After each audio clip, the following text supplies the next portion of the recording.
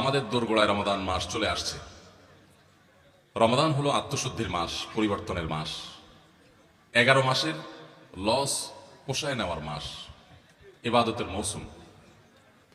আল্লাহর নৈকট্য লাভের জন্য, জান্নাত অর্জনের জন্য আমাদের যে ইবাদত বন্দেগী করা দরকার ছিল, নানা কারণে সেক্ষেত্রে যে ঘাটতি, যে ত্রুটি বিচ্যুতি, যে অভাব আমাদের তৈরি হয়েছে গত 11 মাসে, আল্লাহ সুবহানাহু ওয়া তাআলা রমাদানের 1 মাস ব্যাপী ইবাদতের এই ভরা বসন্ত আর বিশাল বড় মৌসুম দিয়েছেন, যেন 11 মাসের সমস্ত ক্ষতি আমরা এই 1 মাসে পুষিয়ে নিতে পারি। আল্লাহ সুবহানাহু ওয়া তাআলা আমাদেরকে সেভাবে রমাদানকে কাটাবার তৌফিক দান করুন।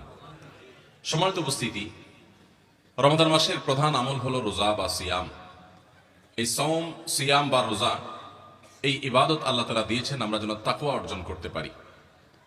যদি রমাদান মাস শেষে আমরা তাকওয়া অর্জন করতে পারি, আমাদের মধ্যে আল্লাহ ভীতি জাগ্রত হয়, আমরা যদি